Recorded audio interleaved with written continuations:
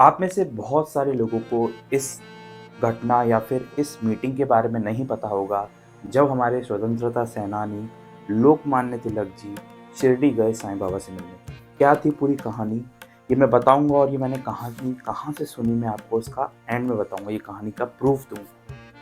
सबसे पहले साल था 1917। बाबा के महासमाधि लेने से 1 साल पहले लोकमान्य तिलक जी जो थे, वो अपने किसी काम से जा रहे थे तो उन्होंने सोचा शिरडी दर्शन करें। अब आप समझिए, जो साईं बाबा थे उनके एक परम भक्त थे खापर्डे। खापर्डे साहब जो थे वो लोकमान्य तिलक के बहुत ही अच्छे दोस्त थे। तो इस वजह से लोकमान्य तिलक ने बाबा का नाम कई बार सुना था, खापर्डे जी से भी सुना था और कई बार वैसे भी सुना था। उसके बाद क्या हुआ, जब लोकमान्य तिलक जी 1917 में मिलने गए बाबा से, बाबा को उनके बारे में पता था कि वो मिलने आ रहे हैं और उसके बाद शिरडी में एक भोज का कार्यक्रम का एक आयोजन किया। लगभग 300 लोगों का बाबा ने क्या किया, खाना बनवाया, जो कि दीक्षित वाड़े में ही बना था। और 300 लोग मतलब लोकमान्य तिलक के साथ जो भी आने वाले थे, इस तरह से टोटल 250 से 300 लोगों का खाना बनवाया गया। जब लोकमान्य तिलक शिरडी पहुंचते हैं, उनके साथ कई सारे और लोग भी थे, तो वो शिरडी में जाके द्वारका माई में जाते हैं और बाबा के सामने अपनी पगड़ी साइड में रख के हाथ जोड़ के बैठ जाते हैं। उसके बाद क्या होता है, जब बाबा से वो बाबा उनसे बोलते हैं कि सब ठीक है ना दादा? तो उसके बाद लोकमान्य तिलक कहते हैं कि सब ठीक है और मेरी बहुत इच्छा थी काफ़ी टाइम से आपके दर्शन करने की, और आपका आज दर्शन मिला, बहुत ही अच्छा लग रहा है। तो उस पे साईं बाबा ने पूछा कि आप खाली पेट ही जाओगे या कुछ खा के जाओगे? तो लोकमान्य तिलक ने कहा कि बाबा आप भूखा क्यों भेजेंगे मुझे? इतनी कन्वर्सेशन चल ही रही थी कि इतने में बाबा ने कहा कि श्यामा जो उनके बहुत परम भक्त थे साईं बाबा के, साईं बाबा ने श्यामा से कहा कि इनको आप अपने वाड़े में अपने घर लेके जाओ और पिटला पिटला एक डिश होती है, महाराष्ट्रियन डिश, जो प्याज और बेसन से बनती है, आप वहाँ इनको बना के खिलाओ, चावल और पिटला खिलाओ। उस पर श्यामा ने कहा कि 300 लोगों का खाना यहाँ पे रेडी है, तो बाबा आप इनको मेरे घर क्यों भेज रहे हैं? तो बाबा ने बोला नहीं श्यामा, तुम इनको घर लेके जाओ। अब श्यामा क्योंकि बहुत क्लोज और बहुत ही ज़्यादा ऐसा कह सकते हैं बाबा के साथ ही रहते थे और बाबा की कोई भी आज्ञा वो नहीं टालते थे, तो इस वजह से श्यामा उनको अपने घर लेके गए। घर लेके जाने के बाद क्या हुआ, पिटला बनाया। पिटला जो होता है प्याज से बनता है। अब लोकमान्य तिलक जी जो थे वो प्याज नहीं खाते थे। उन्होंने बोला कि मैंने प्याज अभी तक नहीं खाया। उसके बाद भी बाबा के आदेश के पालन करने के लिए उन्होंने पहली बार पिटला खाया और उनको इतना अच्छा लगा कि उन्होंने पूरा खा लिया और दोबारा भी पिटला थोड़ा सा मंगवा के खाया। ये सब हो गया, भोजन हो गया, सबका भोजन हो गया। अब लोकमान्य तिलक जी, जो जैसा कि आप जानते हैं हमारे इतिहास में बहुत नाम है, अंग्रेज़ों को बिल्कुल पटकनी दे रखी थी इनने। अंग्रेज़ इनसे बहुत परास्त महसूस करते थे और इनके खिलाफ कोई ना कोई षड्यंत्र करते रहते थे। लोकमान्य तिलक का ऐसा प्रोग्राम था, ये शिरडी से जाएंगे योला, YEOLA, योला एक गांव है, और अपनी मोटर गाड़ी से योला जाएंगे और योला में जाने के बाद वहाँ एक सभा का आयोजन किया था जहाँ ये भाषण देने वाले थे।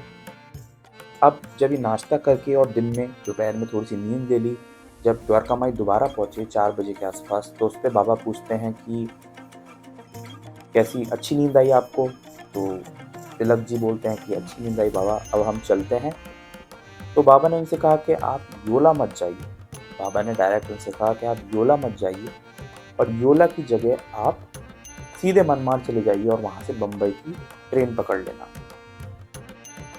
उनका कार्यक्रम पूरा तय था, उनका प्रोग्राम पूरा तय था। उन्होंने बाबा से पूछा कि बाबा हमारा प्रोग्राम एक फिक्स्ड है और हमें योला जाके सभा को संबोधन करना है। लेकिन बाबा ने उनसे कहा कि नहीं, आप मनमाड जाइए और वहाँ से मुंबई की ट्रेन पकड़ लीजिए।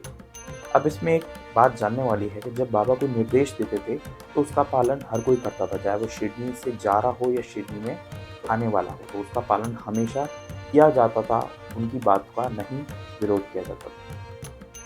अब लोकमान्य तिलक जी जो थे वो उनकी आज्ञा का पालन करके मनमाड चले गए और वहाँ से बम्बई चले गए। बहुत टाइम बाद उनको मालूम पड़ा कि बाबा ने उनकी जान बचाई। इसकी वजह ये थी कि लोकमान्य तिलक जी अगर योला जाते तो वहाँ अंग्रेज़ों ने, जो अंग्रेज ऑफिसर्स थे, उनने एक साजिश रख रखी थी, एक रच रखी थी साजिश, जिससे वो लोकमान्य तिलक जी को अरेस्ट कर लेते। और योला में उनने ऐसा पूरा प्लान बना रखा था चुपचाप से कि जैसे ही लोकमान्य तिलक जी आएंगे और सभा को संबोधन करने आएंगे और हम उनके बजाय उनको अरेस्ट करके यहाँ से ले जाएंगे। तो कितनी बड़ी मदद हमारे फ्रीडम फाइटर लोकमान्य तिलक जी की बाबा ने कि उनको योलानाथ भेजने के बजाय मनमाड़ भेज दिया। और अब मैं आपको बताता हूँ कि ये जो पूरी कहानी थी वो मैंने कहाँ से सुनाई आपको। जो श्यामा थे बाबा के परम भक्त, उनके बेटे थे उद्धव जी। उनका इंटरव्यू लिया गया था और उनके इंटरव्यू से ये कहानी निकल के आती है। जब उद्धव जी 11 साल के थे और उन्होंने खुद अपने हाथों से खाना परसा था श्यामा के घर पे, यानी अपने पिताजी के घर पे, लोकमान्य तिलक जी को। तो उनके वक्तव्य में उनने जो ऑडियो स्पीच दी है उसमें से ये स्टोरी पूरी निकल के आती है एज इट इज़, जिसमें भेंट हुई हमारे बहुत ही फेमस, बहुत ही सक्रिय फ्रीडम फाइटर लोकमान्य तिलक जी की और साईं बाबा से। तो ये पूरी कहानी थी। एक बात और मैं आपको बताता हूँ, साईं बाबा ने लोकमान्य तिलक से कहा था कि आपने देश की सेवा बहुत की है देश की सेवा, अब थोड़ा-सा अपने ऊपर भी थोड़ा-सा ध्यान दें। ये शायद साईं बाबा ने इसलिए कहा था क्योंकि भेंट के 2 या 3 साल के बाद लोकमान्य तिलक जी की डेथ हो गई थी, उनका इंतकाल हो गया था। और बाबा ने उनको एप्रिशिएट किया था कि आपने देश की सेवा बहुत की है। और उनकी भेंट हुई, साईं बाबा से भेंट हुई, उनका मिलना। और ये हमें एक चीज़ और दर्शाता है, लोकमान्य तिलक जी जो थे वो स्पिरिचुअल पर्सन भी बहुत थे। कैसे? उन्होंने गीता के ऊपर एक गीता रहस्य करके किताब लिखी थी और भी कई सारे सेंट्स से वो मिलते रहते थे और अलग-अलग उनने जो स्पिरिचुअल बुक्स होती हैं वो अपने अनुसार उन्होंने लिखी थी। तो इससे ये साबित होता है कि वो बहुत ही स्पिरिचुअलिटी की तरफ उनका झुकाव था।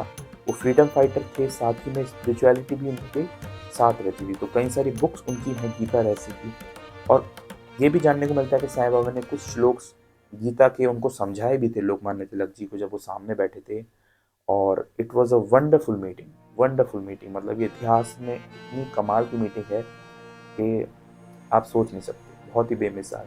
इसी तरह अगर आप साईं बाबा से जुड़ी हुई रियल हिस्ट्री जानना चाहते हैं, असली कहानियाँ जानना चाहते हैं, तो अभी आप इस चैनल को सब्सक्राइब कर सकते हैं और अलग-अलग साईं भक्तों के साथ शेयर कर सकते हैं। इसी तरह मैं अलग-अलग स्टोरीज़, असली स्टोरीज़ लाता रहूँगा आपके लिए। ओम साईं राम।